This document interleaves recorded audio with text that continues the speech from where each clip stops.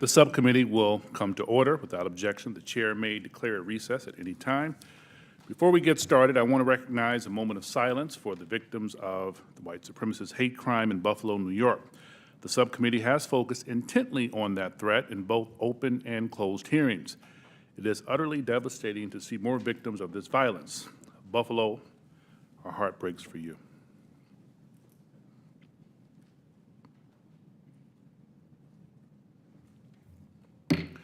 With that, I ask my colleagues to join, we will now turn to the business of this hearing. More than 50 years ago, the U.S. government ended Project Blue Book, an effort to catalog and understand sightings of objects in the air that could not otherwise be explained.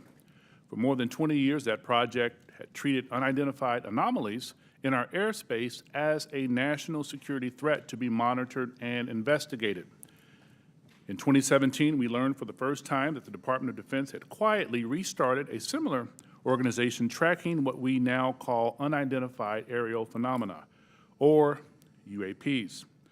Last year, Congress rewrote the charter for that organization, now called the Airborne Object Identification and Management Synchronization Group, or AIM-SOG for short. Today, we will bring that organization out of the shadows. This hearing and oversight work has a simple idea at its core. Unidentified aerial phenomena are a potential national security threat, and they need to be treated that way. For too long, the stigma associated with UAPs has gotten in the way of good intelligence analysis. Pilots avoided reporting or were laughed at when they did. DoD officials relegated the issue to the back room or swept it under the rug entirely, fearful of a skeptical national security community. Today, we know better. UAPs are unexplained, it's true, but they are real.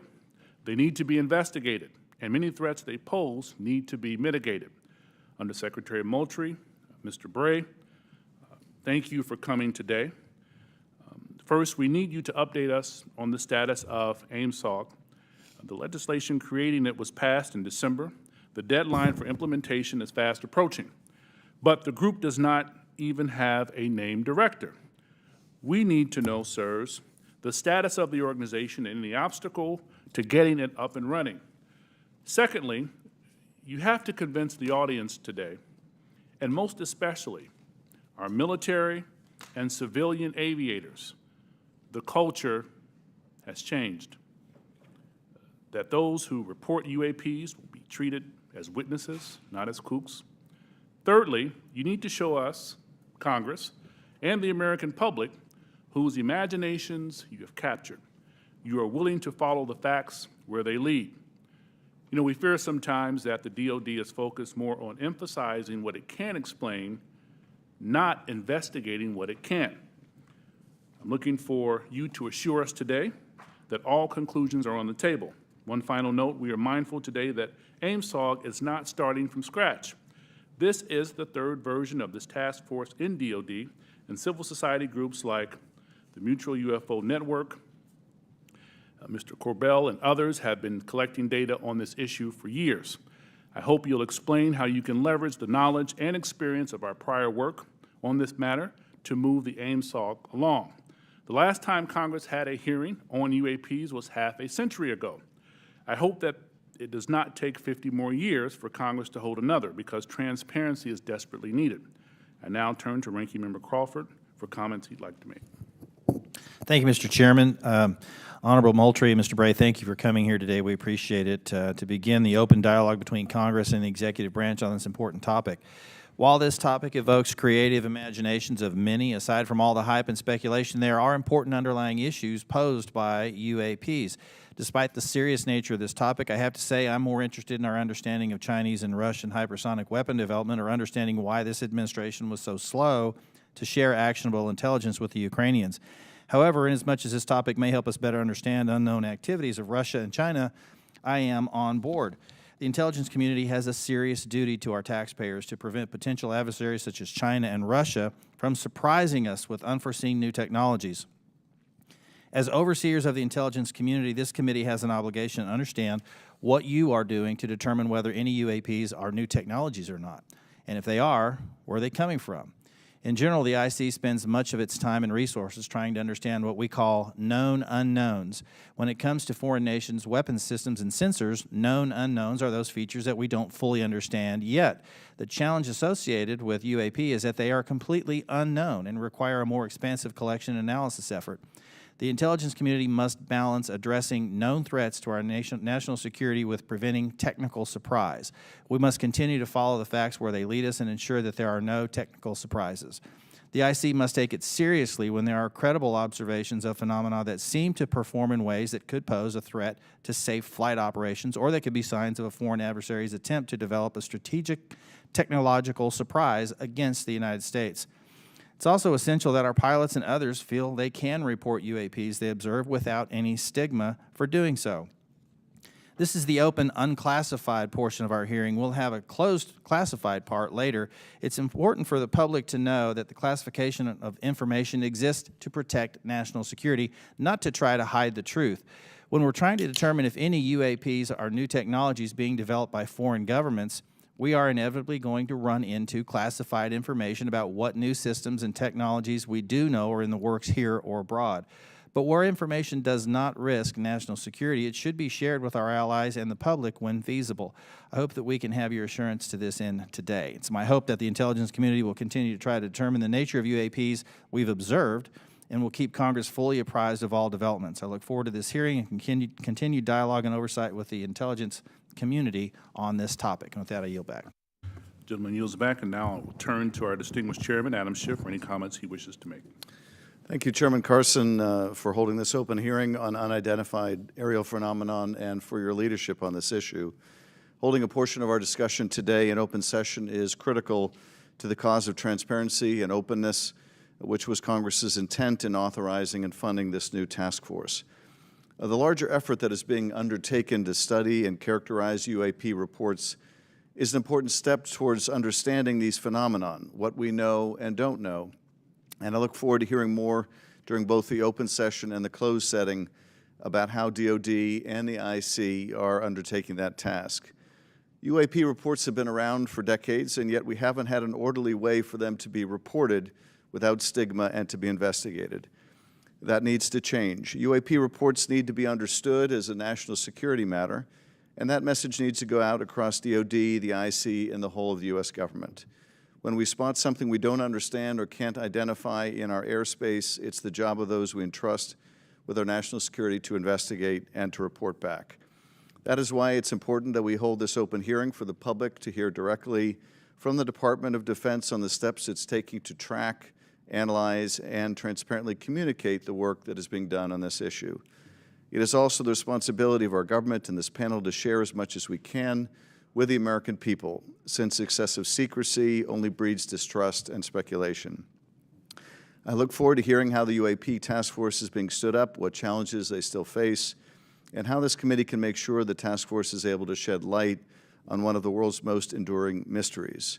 I thank you gentlemen for your work, and be very interested to hear what you have to say. To me, among the most fascinating questions are these phenomena that we can measure. That is, instruments report there is something there. It is not the human eye confusing objects in the sky. There is something there, measurable by multiple instruments, and yet it seems to move in directions that are inconsistent with what we know of physics or science more broadly. And that to me poses questions of tremendous interest and as well as potential national security significance. So we look forward to hearing what you're able to report to us today in open session, and I want to thank Chairman Carson again for his extraordinary leadership on this issue, and I yield back. Chairman yields back. Thank you. With that, we will start our hearing. Under Secretary Moultrie, the floor is yours, sir. Thank you. Chairman Schiff, Committee Chairman Carson, Ranking Member Crawford, distinguished members of the subcommittee, it's a privilege to be here with you today to address your questions regarding unidentified aerial phenomenon, or UAP. I'm pleased to be joined by Mr. Scott Bray, the Deputy Director of Naval Intelligence, who will speak to the Navy's Unidentified Aerial Phenomenon Task Force, which laid the foundation for the efforts we will discuss today. First, I'd like to thank Congress for supporting the Department's UAP efforts. The NDAA for fiscal year 2022 has helped us to establish a dedicated office to oversee processes and procedures for the timely collection, processing, analysis, and reporting of UAP-related data. What are UAP? Put simply, UAP are airborne objects that, when encountered, cannot be immediately identified. However, it is the Department's contention that by combining appropriately structured, collected data with rigorous scientific analysis, any object that we encounter can likely be isolated, characterized, identified, and if necessary, mitigated. We know that our service members have encountered unidentified aerial phenomena, and because UAPs pose potential flight safety and general security risks, we are committed to a focused effort to determine their origins. Our effort will include the thorough examination of adversarial platforms and potential breakthrough technologies, U.S. government or commercial platforms, allied or partner systems, and other natural phenomena. We also understand that there has been a cultural stigma surrounding UAP. Our goal is to eliminate the stigma by fully incorporating our operators and mission personnel into a standardized data gathering process. We believe that making UAP reporting a mission imperative will be instrumental to the effort's success. The Defense Intelligence and Security Enterprise provides real-time support to our warfighters and mission personnel across all domains. To optimize the Department's UAP work, we are establishing an office within the Office of the Secretary of Defense. That office's function is clear: to facilitate the identification of previously unknown or unidentified airborne objects in a methodical, logical, and standardized manner. These goals will ensure that we are working closely with operational personnel on training and reporting requirements, developing data and intelligence requirements, standardizing and integrating processes and procedures for collection, operational surveillance, analysis, and reporting, leveraging our research and development capabilities to improve detection, characterization, and identification of UAPs, developing mitigating solutions and procedures, and identifying strategy and policy solutions. This effort will maximize collaboration and build upon already existing relationships with the Office of the Director of National Intelligence, the FAA, DHS, and the FBI.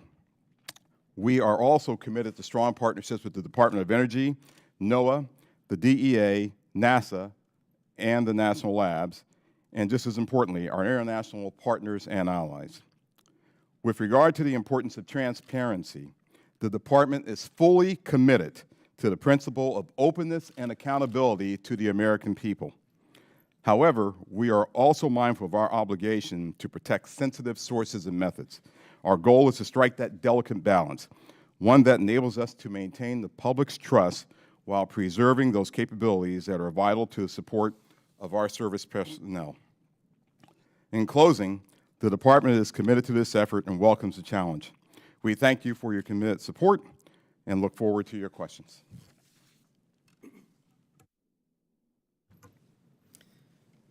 Chairman Schiff, Chairman Carson, Ranking Member Crawford, and committee members, thank you very much for the opportunity to be here today to highlight the ongoing work of the Department of Defense regarding unidentified aerial phenomena. Since the early 2000s, we have seen an increasing number of unauthorized and or unidentified aircraft or objects in military-controlled training areas and training ranges and other designated airspace. Reports of sightings are frequent and continuing.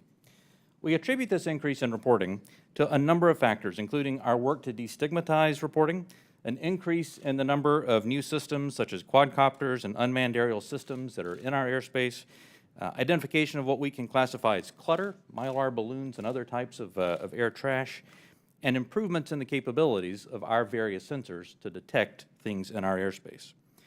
Almost 2 years ago, in August of 2020, Deputy Secretary of Defense Nordquist directed the establishment of the Unidentified Aerial Phenomena Task Force within the Department of the Navy. The UAP Task Force was built on the foundation of the Navy's initial efforts to respond to the reports from our aviators on unidentified objects observed in our training ranges. The basic issues then and now are twofold. First, Incursions in our training ranges by unidentified objects represent serious hazards to safety of flight. In every aspect of naval aviation, safety of our air crews is paramount. Second, intrusions by unknown aircraft or objects pose potential threats to the security of our operations. Our aviators train as they would fight. So any intrusions that may compromise the security of our operations by revealing our capabilities, our tactics, techniques, or procedures are of great concern to the Navy and the Department of Defense. From the very beginning, we took these reports very seriously. We instituted a data-driven approach to the investigations where we could collect as much data as possible and use all available resources to analyze and make informed decisions on the best ways to address our findings. Our main objective was to transition UAP efforts from an anecdotal or narrative-based approach to a rigorous science and technology engineering-focused study. This data-driven approach requires input from a wide variety of sources. In the early stages, the task force worked to standardize the reporting mechanisms and processes to make it as easy as possible for personnel to report any engagement so that we were getting that wide range of reporting that we needed. We also spent considerable efforts engaging directly with our naval aviators and building relationships to help destigmatize the act of reporting sightings or encounters. And we worked with naval aviation leadership to provide additional equipment to record any encounter. Navy and Air Force crews now have step-by-step procedures for reporting on a UAP on their knee board in the cockpit and in their post-flight debrief procedures. The direct result of those efforts has been increased reporting, with increased opportunities to focus a number of sensors on any objects. The message is now clear. If you see something, you need to report it. And the message has been received. In fact, recently, I received a call from a senior naval aviator with over 2,000 flight hours. He called me personally from the flight line after landing to talk about an encounter that he had just experienced. Those were just the initial steps. We also made a concerted effort to assemble subject matter experts from across the Department of Defense and the intelligence community and other U.S. government agencies and departments. We forged partnerships with the research, development, and acquisition communities, with industry partners, and with academic research labs, and we brought many allies and international partners into our discussions on UAP. Additionally, subject matter experts from a wide variety of fields, including physics, optics, metallurgy, meteorology, just to name a few, have been brought in to expand our understanding in areas where we may not have organic expertise. In short, we've endeavored to bring an all-hands-on-deck approach to better understand this phenomena. So what have we learned so far? Any given observation may be fleeting or longer. It may be recorded or not. It may be observable by one or multiple assets.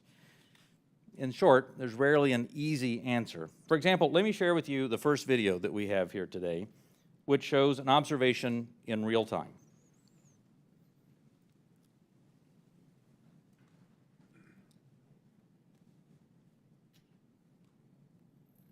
There it was. That's, in many cases, that's all that a report may include. And in many other cases, we have far less than this. As we detailed in both the unclassified and classified versions of the preliminary assessment released by the Office of the Director of National Intelligence last June, this often limited amount of high-quality data and reporting hampers our ability to draw firm conclusions about the nature or intent of UAP. As detailed in the ODNI report, if and when individual UAP incidents are resolved, they likely fall into one of 5 potential explanatory categories: airborne clutter, natural atmospheric phenomena, U.S. government or U.S. industry developmental programs, foreign adversary systems, or a other bin that allows for a holding bin of difficult cases and for the possibility of surprise and potential scientific discovery. We stand by those initial results. Since the release of that preliminary report, the UAP Task Force database has now grown to contain approximately 400 reports. The stigma has been reduced.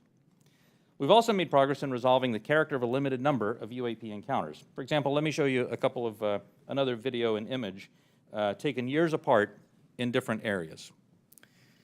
In this video, U.S. Navy personnel recorded what appears to be triangles, some flashing, recorded several years ago, off the coast of the United States.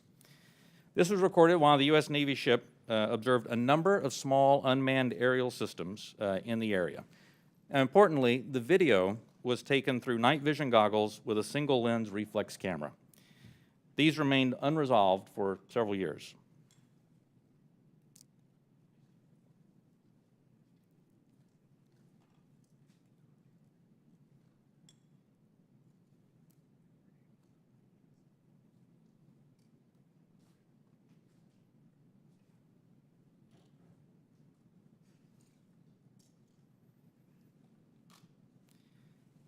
Several years later, and off a different coast, U.S. Navy personnel, again in a swarm of unmanned aerial systems, and again through night vision goggles and an SLR camera, recorded this image. But this time, other U.S. Navy assets also observed unmanned aerial systems nearby, and we're now reasonably confident that these triangles correlate to unmanned aerial systems in the area. The triangular appearance is a result of light passing through the night vision goggles and then being recorded by an SLR camera. Now, I don't mean to suggest that everything that we observe is identifiable, but this is a great example of how it takes considerable effort to understand what we're seeing in the examples that we are able to collect. In this example, we accumulated sufficient data from 2 similar encounters from 2 different time periods in 2 different geographic areas to help us draw these conclusions. That's not always the case, though. We recognize that that can be unsatisfying or insufficient in the eyes of many. This is a popular topic in our nation, with various theories as to what these objects may be and where they originate. By nature, we are all curious and we seek to understand the unknown. And as a lifelong intelligence professional, I'm impatient. I want immediate explanations for this as much as anyone else. However, understanding can take significant time and effort. It's why we've endeavored to concentrate on this data-driven process to derive fact-based results. And given the nature of our business, national defense, we've had to sometimes be less forthcoming with information in open forums than many would hope. If UAP do indeed represent a potential threat to our security, then the capabilities, systems, processes, and sources we use to observe, record, study, or analyze these phenomena need to be classified at appropriate levels. We do not want potential adversaries to know exactly what we're able to see or understand, or how we come to the conclusions we make. Therefore, public disclosures must be carefully considered on a case-by-case basis. So what's next? We're concentrating on a seamless transition to the new organization, and future analysis of complicated issues of UAP issues will greatly benefit from the infrastructure, the process, and the procedures that we've developed to date. I'm confident that the task force, under Navy leadership, has forged a path forward that will allow us to anchor assessments in science and engineering via anecdotal evidence. We remain committed to that goal, as I know the USDI organization does as well. So thank you very much for your interest and continuing support for the UAP Task Force. The team's made a lot of progress, but we really are just establishing the foundation for the more detailed analysis that's yet to be done. And with your continued support, we can sustain that momentum necessary to produce data-centric analysis and understanding of the phenomena. I look forward to your questions. Thank you. Thank you, Mr. Bray. This is the 3rd version of this task force, and to be frank, one of Congress's concerns is that the executive branch and administration from both parties has been sweeping concerns about UAPs under the rug by focusing on events that can be explained and avoiding events that cannot be explained. What can you say to give the American people confidence that you aren't just focusing our attention on low-hanging fruit with easy explanations? Congressman, I'll start, and then Mr. Bray, please feel free to weigh in. So the way that we're approaching this is with a more thorough, standardized methodology than what we have in the past. First and foremost, the Secretary of Defense is chartering this effort. This is not someone lower in the Department of Defense. And he has assigned that task to the Office of Secretary of Defense, the Undersecretary for Intelligence and Security, that's me, because I'm responsible for looking at intelligence matters, I'm responsible for security matters. This is potentially both. So when you start concerning ourselves with the safety of our personnel, the safety of our installations and bases, there's no other higher priority than what we have than actually getting after this. And as you have stated, we have been assigned that task to actually stand up an office, the AIM-SOG, which I believe the name, sir, will likely change. But we have moved forward in terms of moving to establish that office. We have, as of this week, picked a director for that effort, a very established and accomplished individual. We've identified spaces. We've worked with personnel across the Department of Defense, with the services, and we've worked with the IC, which is on board in helping us work through this standardized methodology for now, bringing in data, analyzing that data, and reporting that data in the appropriate method and appropriate means so we can either get it to our service personnel to ensure their safety, or get it to you and the Congress and to the public to ensure that you have oversight to what we're doing. So, chartered by the Secretary of Defense, standardized, and really a methodical approach is something that we're doing that has not been done before. Can we get some kinds of assurances that your analysts will follow the facts where they lead and assess all hypotheses? Absolutely. So we're open to all hypotheses. We're open to any conclusions that we may encounter. Quickly, before I pass it to the ranking member and Chairman Schiff, I want to thank you both for taking the time, and I had a good time meeting with you last week, Director Moultrie, Undersecretary Moultrie. It's fair to say that you are a science fiction fan, is that correct? It is fair to say that I am an inquisitive mind who has spent 40 years in the intelligence field and has focused on both science and science fiction. That is fair. Could you tell us about it? Yeah, well, yeah, look, my generation grew up looking at space sagas and the Apollo program. So all of us who grew up in the 60s were just thrilled by watching our first astronaut land on the moon. That was a momentous occasion. To people who were of different generations, some of them didn't believe that it happened. I still have relatives and friends who don't believe it happened, right? Science fiction to them. But to us, it was, no, that's the progress that we've made. And so I was enthralled by that, and I've taken that to heart. I enjoy the challenge of what may be out there. I have mentioned to you that, yes, I have followed science fiction. I have gone to conventions, even. I'll say it on the record. Got to break the ice somehow. But, you know, I have done that, right? But there's nothing wrong with that. Don't necessarily dress up, but I do, you know, I do believe that it's important to show that the Department of Defense has, you know, we have character, and we're people just like you, just like the American people. We have our inquisitiveness. We have our questions. We want to know what's out there as much as you want to know what's out there. We get the questions not just from you, we get it from family members. And we get them night and day, not just in committee hearings. So finding what's out there is important, but first and foremost, it's important for us to do that so that we can ensure that our people, our personnel, our aviators, our bases and installations are safe. And then that curiosity factor is something else that we just want to know, because that's the human race. It's just, you know, that insatiable desire to know. Thank you, sir. Ranking Member Crawford. Mr. Moultrie, you said you don't necessarily dress up. That wasn't a real strong statement. Gentlemen, thank you for being here today. We appreciate it. And thank you, Mr. Moultrie, for breaking the ice the way you did. Appreciate that. The inability to understand objects in our sensitive operating areas is tantamount to an intelligence failure that we certainly want to avoid. This is not about finding alien spacecraft, but about delivering dominant intelligence across the tactical, operational, and strategic spectrum. So my question is, how can AIM-SOG lead to prevention of intelligence surprises? Sure, I'll start with that. So the goal of our effort is to integrate it into what we already do on a normal basis, which is look for the unknowns, Congressman, as you stated in your opening remarks, across all domains. So we've been doing this for decades. We've been looking at the space domain, looking at space objects, looking at space weather, looking at space phenomenon.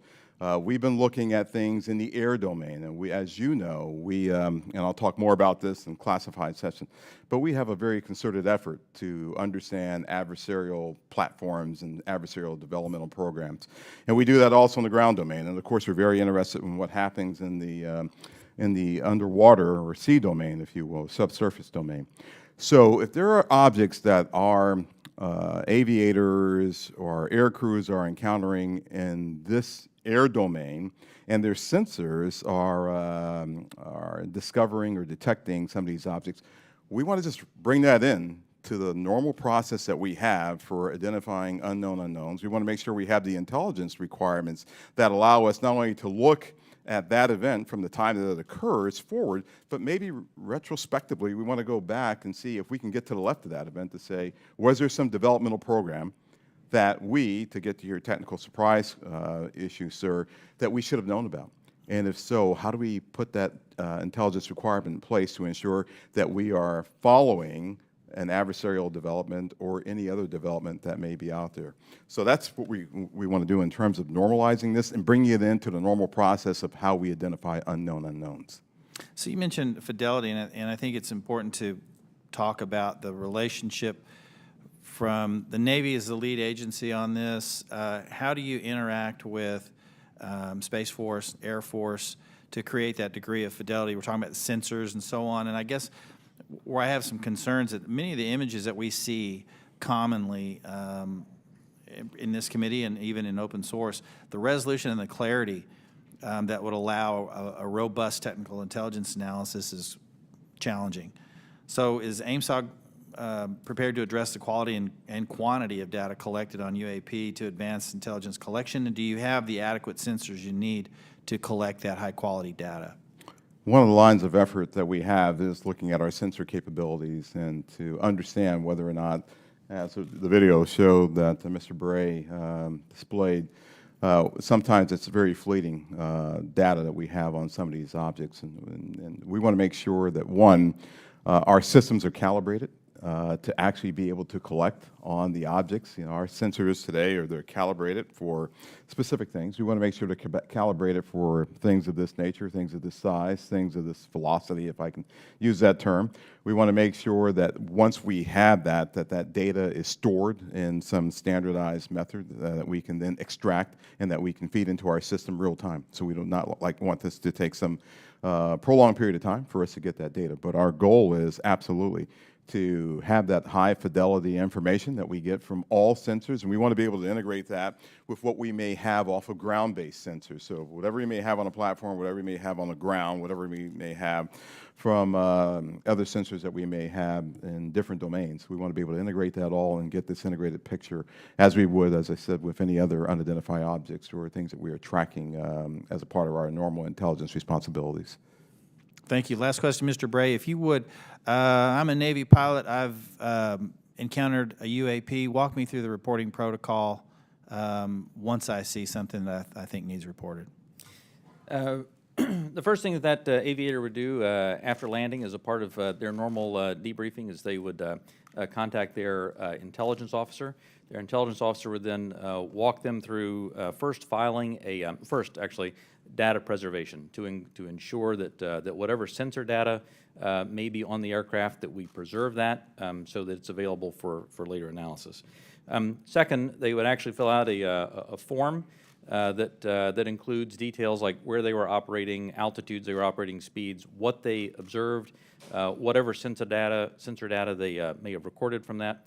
And then that report is filed. It goes two places. One, it goes through the operational chain of command so that operational units are aware of what's being observed, and also through the UAP task force so that they can take that data, database it, and quite often have individuals from the task force contact the aviator and ask them additional questions if there were things that weren't clear in the report.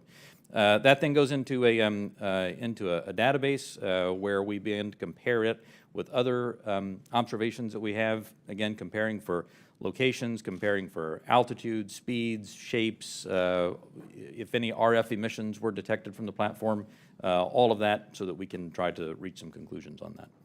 Thank you. Yield back. Gentleman yields back. Chairman Schiff. Thank you, Mr. Chairman. Mr. Bray, can you rerun that first image? It looked like it was outside of a plane window.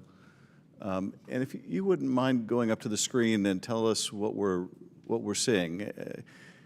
Not that you can necessarily tell us what we're seeing, but Right. explain what we should be looking at in that first image. Absolutely. And Alexi, what I'll ask is if you can stop it at a certain point.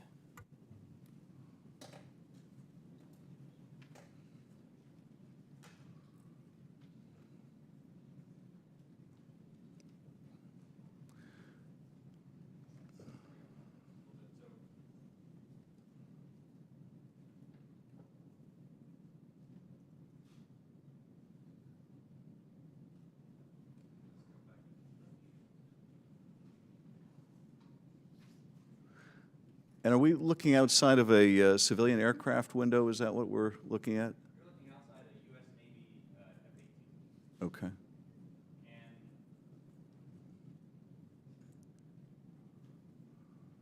it's great, shows how difficult the analysis is. Go just a little farther forward.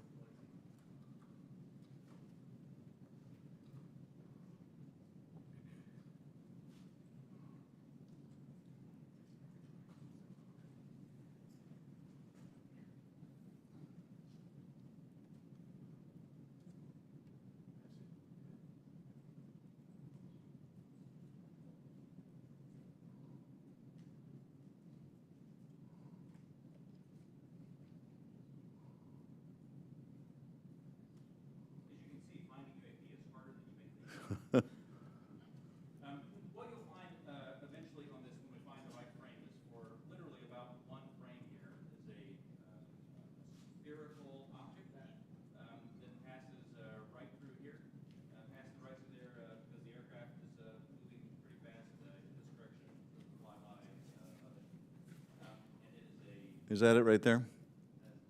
that is it. There we go, off in the distance. Can you point to the screen again what we're supposed to be looking at?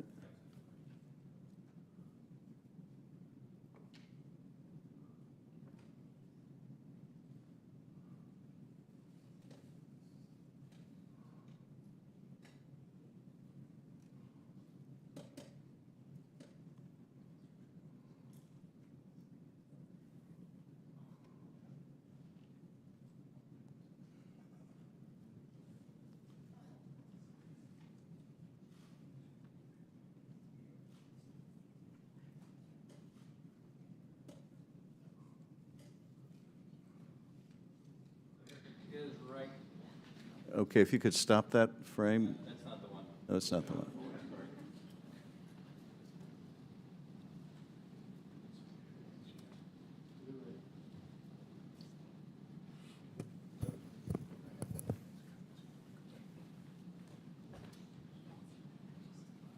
Alexi, just push play. Let's see if.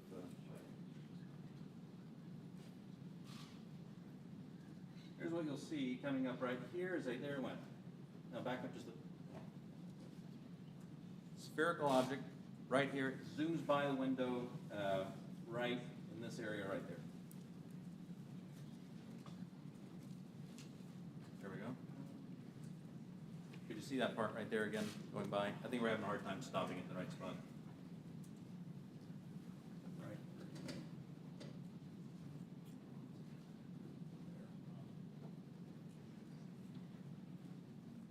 Okay. So as you can see, it's difficult, and I think a part of the issue here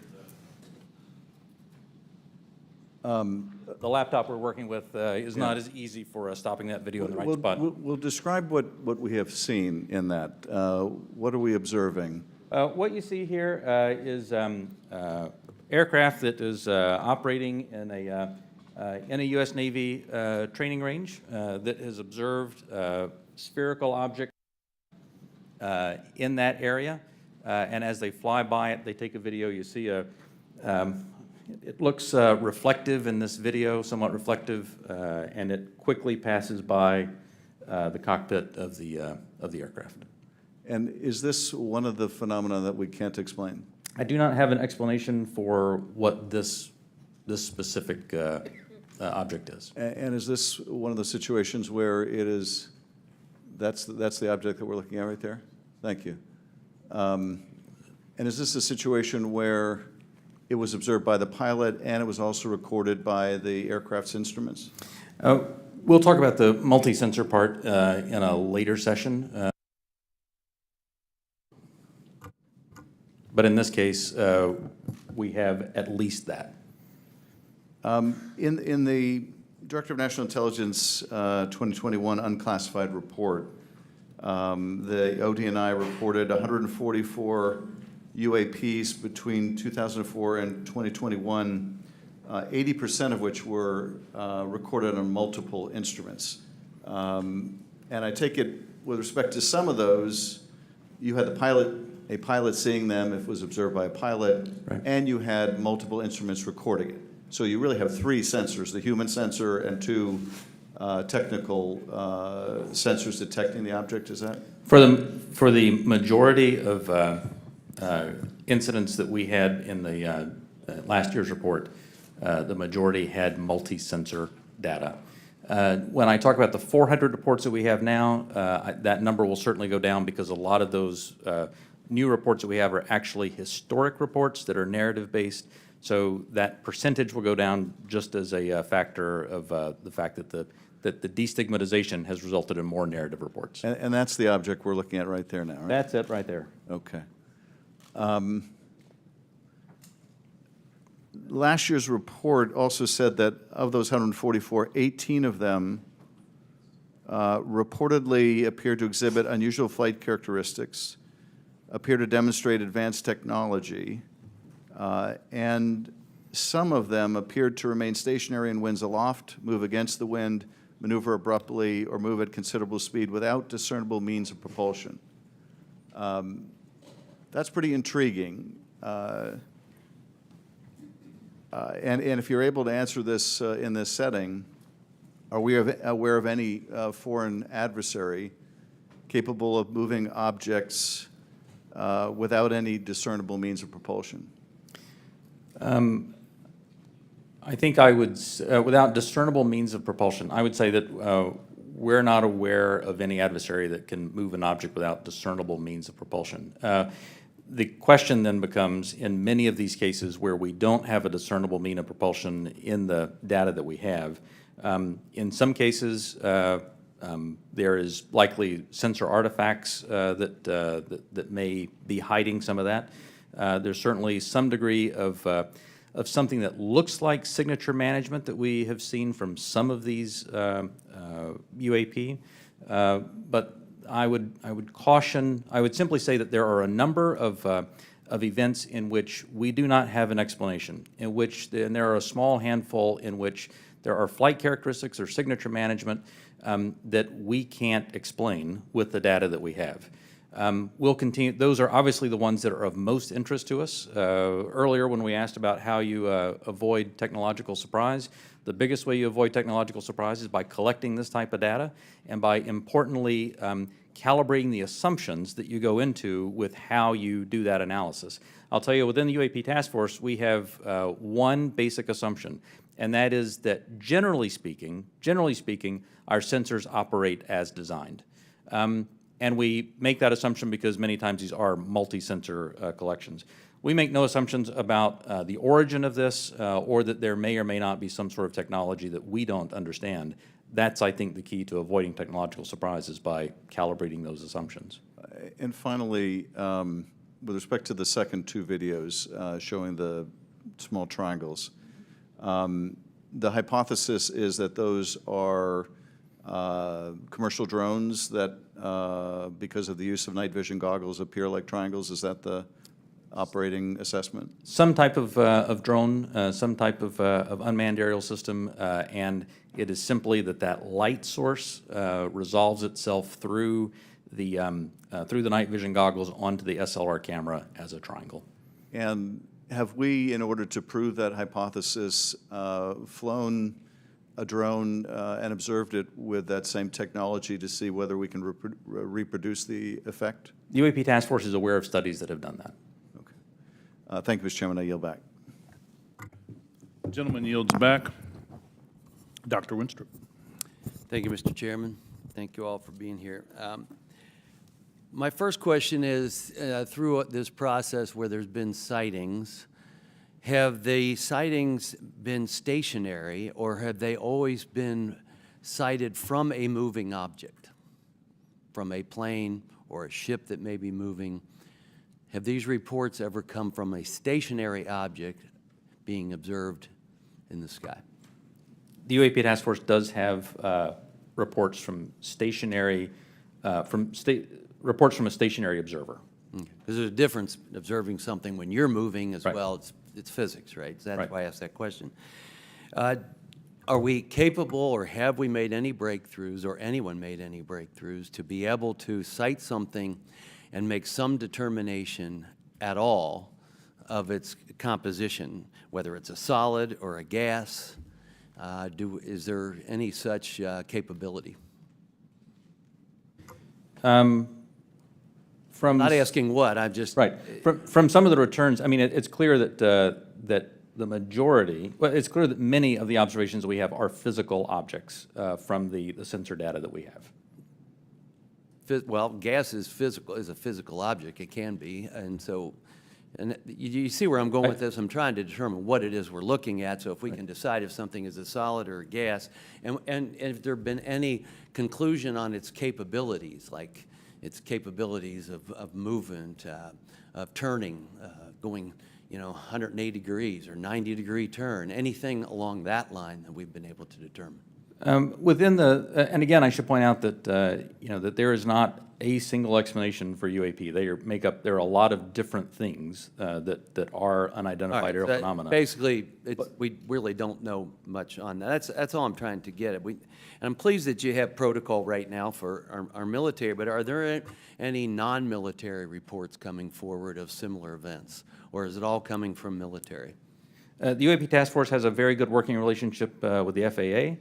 They have very good working relationship with other parts of the U.S. government so that we can ingest reports from Do we have from any those sources. reports non-military?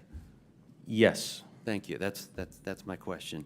And do we need to put out protocol for civilians that may be in that arena, like through FAA? Do you think that would be appropriate and helpful?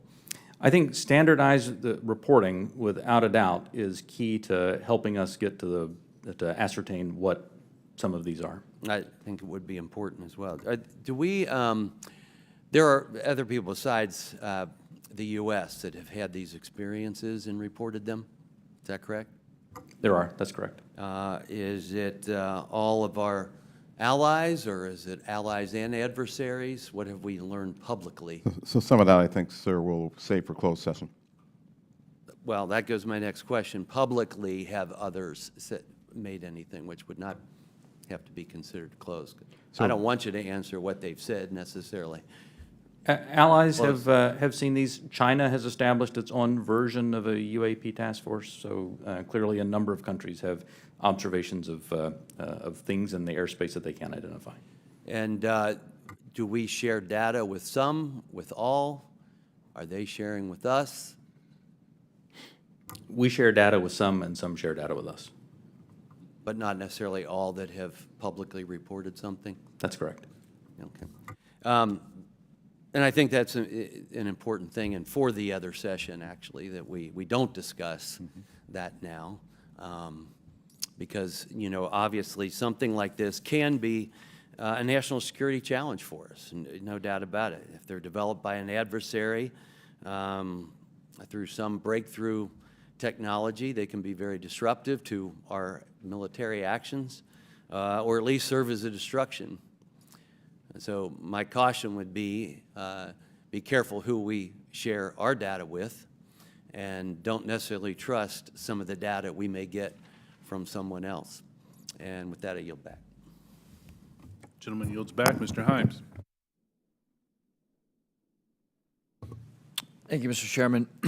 One of the objectives of this open hearing is to try to erode some of the stigma that attaches to, in particular, our military men and women reporting this. It's obviously really very serious because should one of our adversaries have developed a technology that we don't know about it, we need to know about it yesterday. And obviously, any sort of stigma that prevents our military reporting this data as comprehensively as possible as a national security threat. So I really just have two questions in the service of that goal. The first is, the chairman asked that we run that video again. Most people, when they see a video, we're all used to seeing things from a car, seeing things from a sidewalk. Very few people have the experience of observing something through night vision goggles at Mach 1.5. So just talk for a minute about, if you would, whichever of you is most appropriate, how radically different observation is at high speed and 3 dimension than it is for most of us who walk around and drive cars.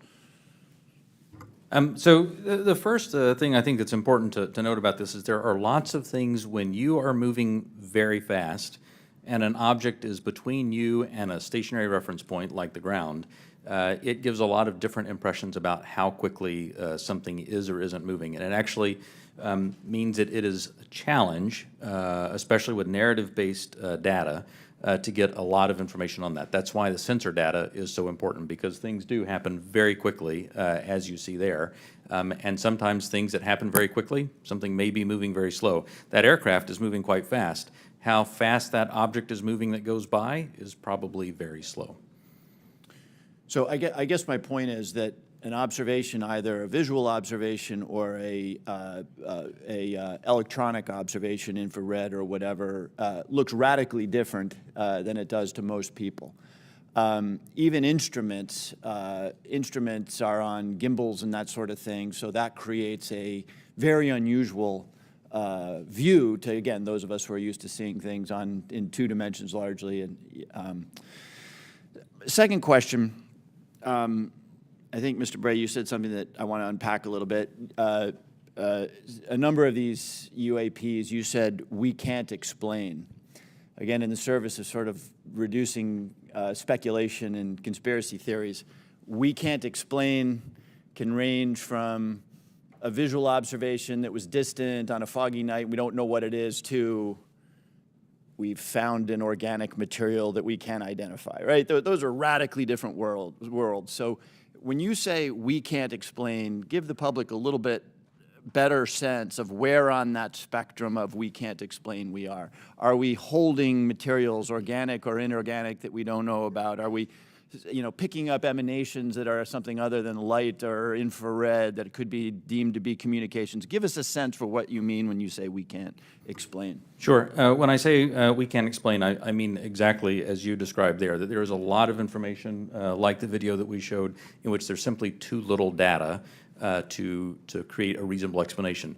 There are a small handful of cases in which we have more data that our analysis simply hasn't been able to fully pull together a picture of what happened. And those are the cases where we talk about where we see some indications of flight characteristics or signature management that are not what we had expected. When it comes to material that we have no material. We have detected no emanations within the UAP task force that would suggest it's anything non-terrestrial in origin. So there's, when I say unexplained, I mean everything from too little data to the data that we have doesn't point us towards an explanation, but we'll go wherever the data takes us. Again, we've made no assumptions about what this is or isn't. We're committed to understanding these, and so we'll go wherever that data takes us. Thank you. That's very helpful, and so I think it bears emphasis. When you say we can't explain, everything that you can't explain is in a bucket called data. Is that correct? And that would mean data collected by sensors, visual observations, everything that we can't explain, quote unquote, is in a bucket called data. Right. A narrative report from the early 2000s, if it just had a little bit of information on it, would be in our database and it would be unresolved. I would add to that, it's insufficient data. I mean, that's one of the challenges we have. Insufficient data either on the event itself, the object itself, or insufficient data or plug-in with some other organization or agency that may have had something in that space at that time. So it's a data issue that we're facing in many of these instances, Congressman. Understood. Thank you very much. Yield back. Gentleman yields back. Mr. Gallagher. Thank you, Mr. Chairman. Thank you for allowing me to join this hearing. I really appreciate the witness's testimony. Mr. Moultrie, as the chairman mentioned, DoD had an initiative to study UFOs in the 1960s called Project Blue Book. It's also been well reported in our briefing and in other places that we have more recent projects, specifically ATIP. Could you describe any other initiatives that the DoD or DoD contractors have managed after Project Blue Book ended and prior to ATIP beginning? Did anything also predate Project Blue Book? So I can't speak to what may have predated Project Blue Book. I mean, of course, there's Roswell and all these other things that people have talked about over the years. I'm familiar with Blue Book. I'm familiar with ATIP. I haven't seen other documented studies that have been done by DoD in that regard. So you're not aware of anything in between Project Blue Book and ATIP? I'm not aware of anything that's official that was done in between those two. Okay. Hasn't been brought to my attention. Okay. Additionally, are you aware of any other DoD or DoD contract programs focused on UAPs from a technological engineering perspective? And by that I mean, are you aware of any technology initiatives focused on this topic other than initiatives focused on the individual case investigations? I'm not aware of any contractual programs that are focused on anything related to this other than what we are doing in the Navy Task Force and what we are about to launch in terms of our effort. Same question for you, Mr. Bray. Same answer, not aware of anything outside what we are doing in the UAP Task Force. So just to confirm, you're not aware of any technology or engineering resources that have been focused on these efforts besides what we've mentioned today? Once again, I'll say no contractual or programmatic efforts that are involved. The reason why I qualify it that way, let me qualify it that way. I can't speak to what people may be looking at in the department. Somebody says, I'm looking at something that may be unidentified, and I can't speak to that. I speak to official programs that we have on the record. It's also been reported that there have been UAP observed and interacting with and flying over sensitive military facilities, particularly, and not just ranges, but some facilities housing our strategic nuclear forces. One such incident allegedly occurred at Malmstrom Air Force Base, in which 10 of our nuclear ICBMs were rendered inoperable. At the same time, a glowing red orb was observed overhead. I'm not commenting on the accuracy of this. I'm simply asking you whether you're aware of it and whether you have any comment on the accuracy of that report. Let me pass that to Mr. Bray, if you've been looking at UAPs over the last 3 years. That data is not within the holdings of the UAP Task Force. Okay, but are you aware of the report, or that the data exists somewhere? I have heard stories. I have not seen the official data on that. So you've just seen informal stories, no official assessment that you've done or exists within DoD that you're aware of regarding the Malmstrom incident? All I can speak to is what's within my cognizance of the UAP Task Force, and we have not looked at that incident. Well, I would say, I mean, it's a pretty high-profile incident. I don't claim to be an expert on this, but that's out there in the ether. You're the guys investigating it. I mean, who else is doing it? If something was officially brought to our attention, we would look at it. There are many things that are out there in the ether that aren't officially brought to our attention. So how would it have to be officially brought to your attention? I'm bringing it to your attention. Sure, this is pretty official. Sure. So we'll go back and take a look at it, but generally there is some authoritative figure that says there is an incident that occurred. We'd like you to look at this. But in terms of just tracking what may be in the media that says that something occurred at this time, at this place, there are probably a lot of leads that we would have to follow up on. I don't think we have resource to do that right now. Well, I don't claim to be an authoritative figure, but for what it's worth, I would like you to look into it. And sure. If for no other reason, you could dismiss it and say this is not worth wasting resources on. Will do. And then finally, are you aware of a document that appeared around 2019, sometimes called the Admiral Wilson Memo or EW Notes Memo? I am not. You're not. Are you tracking? I'm not personally aware of that. Okay. This is a document in which, again, I'm not commenting on the veracity. I was hoping you would help me with that, in which a former head of DIA claims to have had a conversation with the Dr. Eric Wilson and claims to have sort of been made aware of certain contractors or DoD programs that he tried to get fuller access to and was denied access to. So you're not aware of that? I'm not aware, Congressman. In my 10 seconds remaining, then, I guess I just would ask, Mr. Chairman, unanimous consent to enter that memo into the record. Without objection. Thank you, Mr. Chairman. Appreciate it. Mr. Krishnamurthy. Thank you, Mr. Chair, and thank you to both of you for appearing today and for your public service. First question is, there have been no collisions between any U.S. assets in one of these UAPs, correct? We have not had a collision. We've had at least 11 near misses, though. And maybe we'll talk about those 11 near misses or any place where there's close proximity. I assume, or tell me if I'm wrong, there's been no there's no communications or any kind of communication signals that emanate from those objects that we've detected, correct? That's correct. And have we attempted to communicate with those objects? No. So we don't even put out a alert saying, U.S. Identify yourself. You are, within our flight path or something like that. We haven't said anything like that. We've not put anything out like that. Generally speaking, for example, in the video that we showed earlier, it appears to be something that is, unmanned, appears to be something that may or may not be in controlled flight, and so we've not attempted any communication with that. Okay, so, and I assume we've never discharged any armaments against a UAP, correct? That's correct. How about wreckage? Have we come across any wreckage of any kind of object that has now been examined by you? The UAP task force doesn't have any wreckage that isn't explainable, that isn't consistent with being of terrestrial origin. Do we have any sensors underwater to detect on submerged UAPs?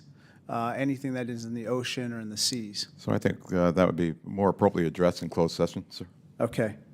I think one of the biggest questions that I have is, we say with a lot of probability, we say they, quote unquote, probably do represent physical objects, close quote. When we say probably, is that because we cannot conclusively say that they are physical objects? In the task force report, when I say probably represent physical objects, most of them represent physical objects. There could be some that are more of a meteorological phenomena, something like that, that may not be a physical object in the sense that most people think of something you could go up and touch. But the ones where you say most of them represent physical objects, can you say that they are definitely, like with 100% certainty, that they are physical objects? I can say with certainty that a number of these are physical objects. Okay, so we can't rule out that some of them may not be physical objects. So, some certainly could be a sensor anomaly or something like that. Some could be. Now, how about with regard to UAPs? We've talked about UAPs on training areas, but obviously there's some sensor bias. I would think we put sensors in training areas. How about with regard to non-training areas? Do we track what's in open source and what civilians and others have tracked? And have we found similarities to what they've observed in terms of UAPs in non-training areas to the ones that are in training areas? The UAP task force has worked very hard to make sure the data set that we're working with is a data set that we have very good control over that data. So we have some partnerships with FAA so that we get some of that, so we get that reporting in. But if it comes to just open source reports or someone says that they saw something, that generally does not make it into our database. So basically, it sounds like we have a good partnership with FAA, but apart from FAA, we don't have partnerships with other agencies or other entities that might be tracking so that we could enlarge our data set to make comparisons. So we will. So that's the goal of this next effort, will be to expand that relationship with the rest of government and the interagency, so we can understand what they're seeing, what we're seeing. We can correlate on each other's holdings Because and I hopefully think, resolve this. sorry to interrupt, but I think that we might have a bias right now going on with regard to just reporting on UAPs being in training areas when we don't really track what's happening elsewhere. Last question, have our encounters with UAPs altered the development of either our offensive or defensive capabilities or even our sensor capabilities? We'd save that for the closed session. Okay, great, thank you. Mr. LaHood. Thank you, Mr. Chairman, and want to thank the witnesses for being here today. Obviously, this topic of UAPs has attracted a lot of interest in people that are curious about this hearing today. As we talk about, and I would say there's a lot of what I would call amateur interest groups that are involved in the UAP field.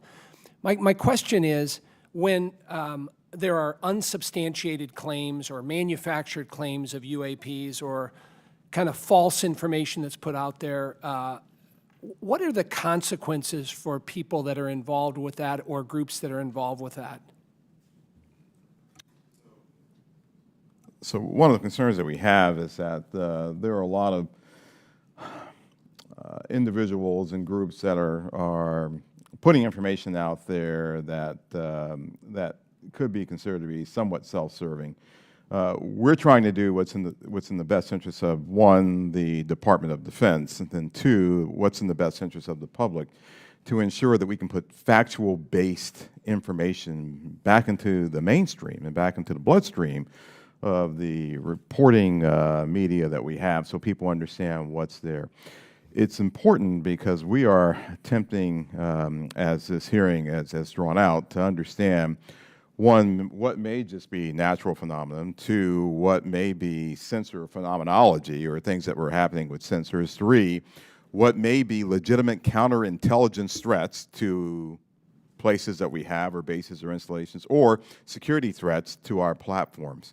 And anything that diverts us off of what we have with the resources that have been allocated to us, send us off in these spurious chases and hunts that are just not helpful. And they also they also contribute to the undermining of the confidence that the Congress and the American people have that we are trying to get to the root cause of what's happening here, report on that, and then feed that back into our national security apparatus so we are able to protect the American people and our allies. So it is harmful, it is hurtful, but hopefully if we get more information out there, we'll start to lessen the impact of some of those spurious reports. So just taking that a step further, so that misinformation, false narratives, manufactured, so what are the consequences? Are there legal consequences? Are there examples that you can give us where people have been held accountable by this misinformation or disinformation? I can't give you, any examples where somebody's been legally held liable for putting something out there, but... Well, I guess what's the deterrent from people engaging in this activity?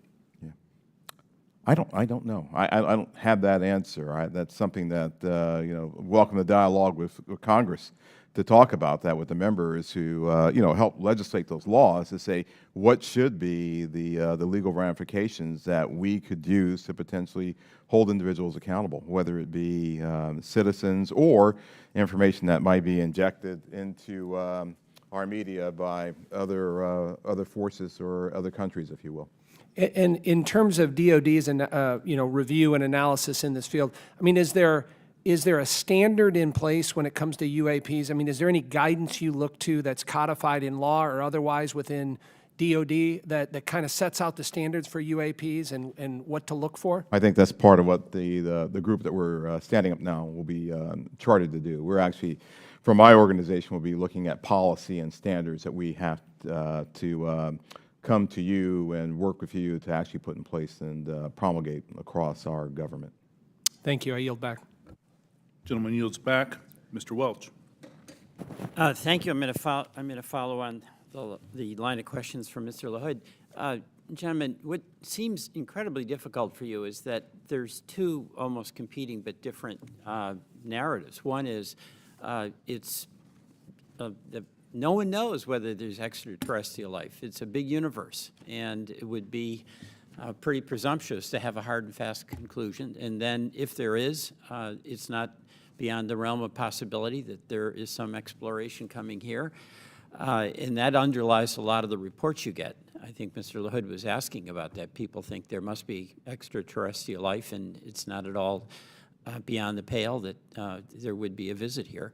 On the other hand, as the DoD, you have the responsibility to make sure that our national security is protected, and that if there are surveillance drones or active drones that can disable our systems, that has to be analyzed, has to be stopped.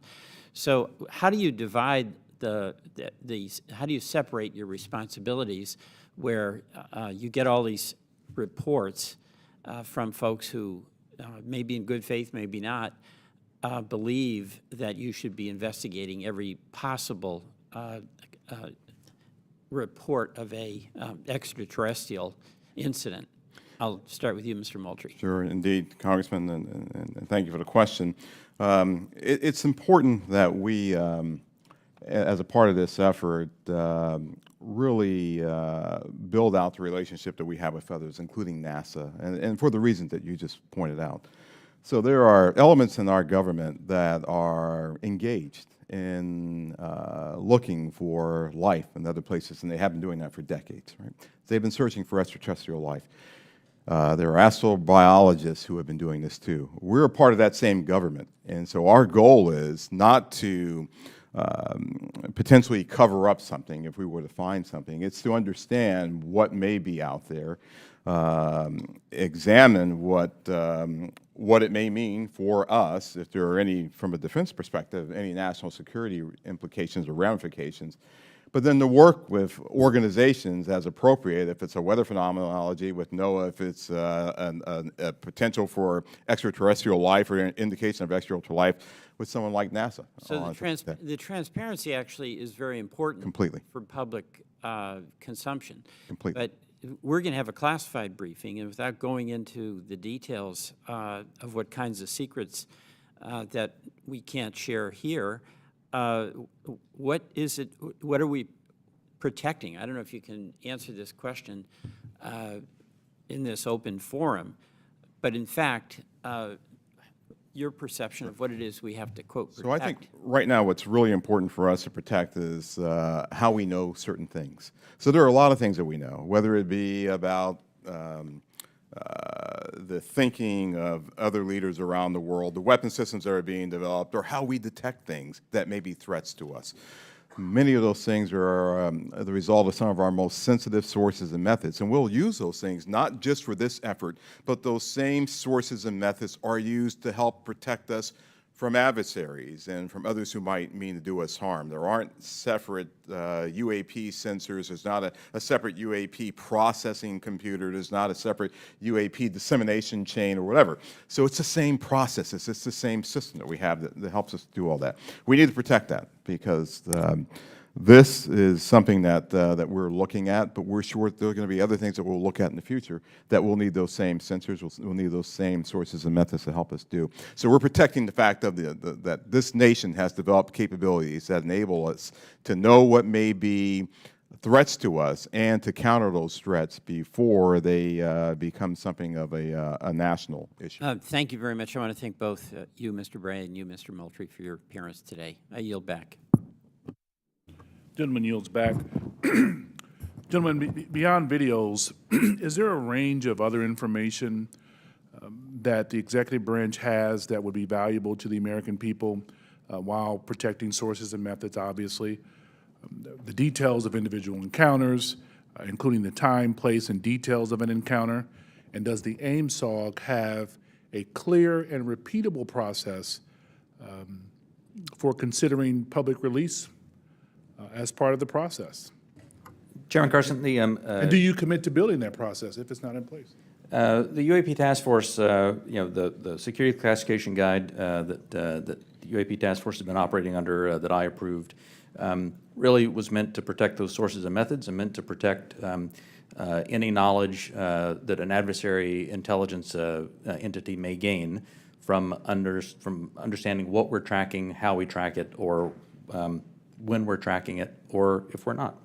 And so that has been an important piece in the balance between transparency and preserving our warfighting advantage, because the U.S. military does train as it would fight.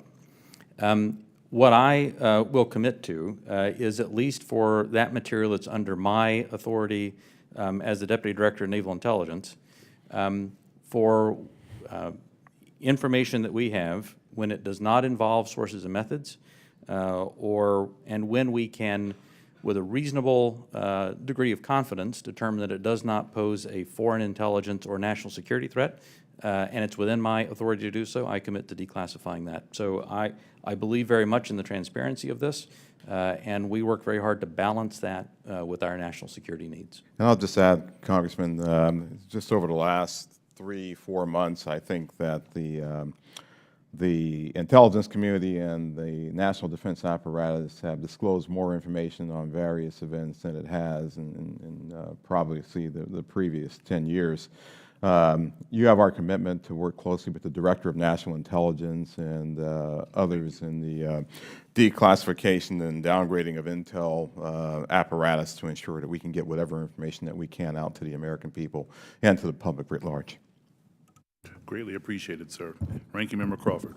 Thank you, Mr. Chairman. Representative Stefanik is en route, I believe, just real quickly, but in the interim, if I could, if you'll indulge me, I just have a couple of real small questions. One is, do we have an example? Can you cite a specific example of an object that can't be explained as having been human-made or natural?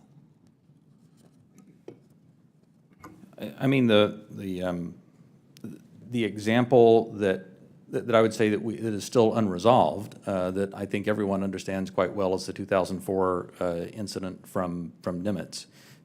We have data on that, and it simply remains unresolved.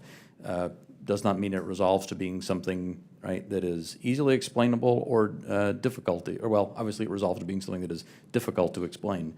But I can't point to something that definitively was not man-made, but I can point to a number of examples in which remain unresolved. Gotcha.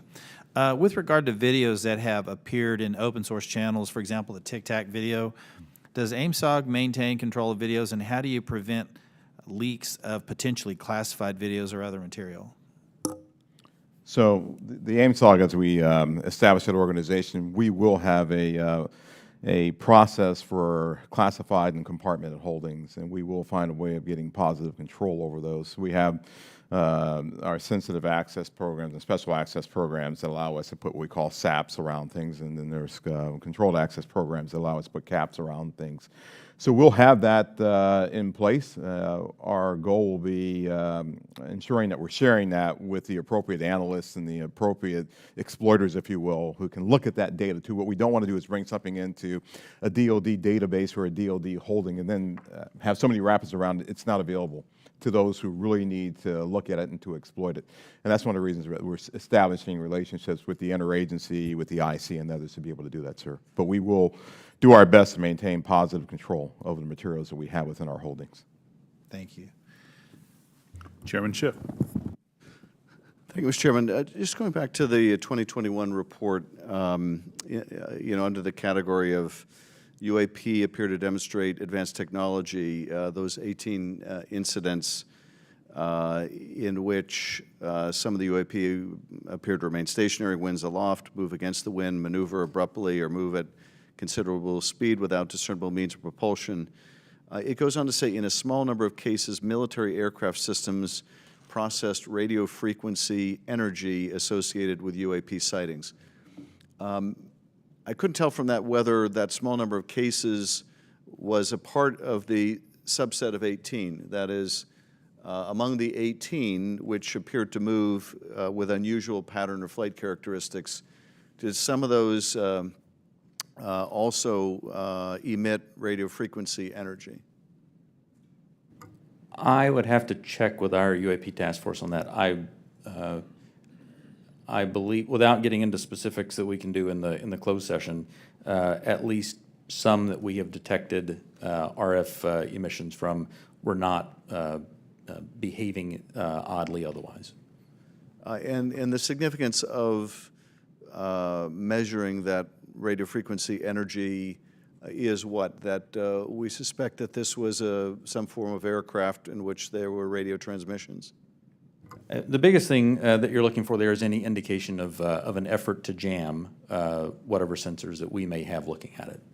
But I would also add to that radio frequency, as you know, Congressman, is used to control various platforms too. So the fact of emanations coming off of any platform, whether it be a UAV or another platform, could be radio frequency activity related to that entity transmitting out or something transmitting to that platform. And of course, we have a sensitivity with our airborne platforms of picking it up, which is one of the reasons that we try to prevent people from using their cell phones on airplanes and things like that. It's very sensitive to RF emanations. So that's a part of what we'll be looking at in the Ames log. What is this? Is this something that we can collect on, and can we start to characterize the signaling environment around the emanations that may be coming off of some of these UAPs?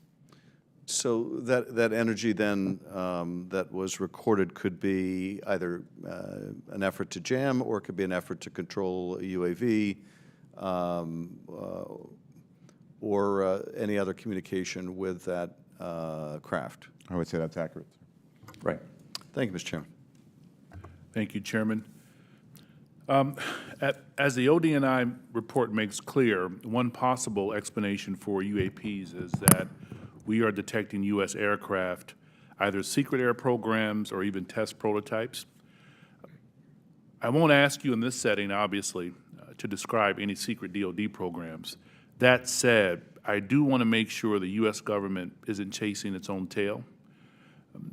Firstly, do you have a clear and repeatable process to check with compartmented programs about whether a UAP sighting is attributable to a U.S. aircraft? Secondly, does the AIMSOG staff have the clearances and read-ons that they need to investigate all of these incidents? And thirdly, when your staff cannot be read on, are your questions to those who are read on even being answered? So I'll start, and then I'll pass that to Mr. Bray. So we're very conscious of the potential blue-on-blue issue or U.S. on U.S., and so we've established relationships with organizations and entities that are potentially flying or developing platforms for their own interests, if you will. And our goal is to continue, and we have a repeatable process. I think we've had that process for some time, to deconflict activities that we may have to ensure that we are not potentially reporting on something that may be a developmental platform or a U.S. operational platform that is performing either testing or performing a mission. So we will have that in place. We've already had those discussions with organizations and entities. We want to ensure that we're protecting their equities. We want to ensure that we're protecting their sources and methods while also getting at what we have here. We want to be able to deconflict those. Absolutely. The UAP Task Force has had a process in place to work with other elements of the Department of Defense and other elements of the government to ensure that that there is as simple a way as possible to deconflict those. And when we reference that in the report, I should say that we were simply accounting for the fact that there could possibly be one or two data points that had leaked through, but we were quite confident that was not the explanation. How are you all liaisoning with Space Command? Specifically, how are you partnering with the parts of the U.S. Space Command responsible for space domain awareness? And how, if at all, are you partnering with the Space Force to analyze UAPs? The UAP Task Force has a very good relationship with Space Force, as it does with the rest of the Department of Defense. We have pulled analysts in from Space Force to ensure that that we're availing ourselves of that expertise, as well as any other material they may have that would be helpful. And Congressman, as you know, Space Force and Space Command, they have responsibility for space domain awareness. So what we've done, we coordinated with Space Force, we coordinated with their J2, and she is on board in terms of helping us plug into what they have and for us to have this interactive exchange of information and data. And we're doing that with all the services, not just with Space Force or Space Command. Thank you, sir. Ranking member, any additional questions? All right, Chairman Schiff. All right. With that, I want to thank you all for taking the time out. I also want to thank my colleagues on both sides of the aisle for participating in this very historical and important hearing. I think it's one of the few times we can demonstrate some degree of bipartisanship around UAPs and UFOs. So I love it. Appreciate it. Thank you. And we will see you all. We will recess this hearing for the moment and return in a closed session at noon.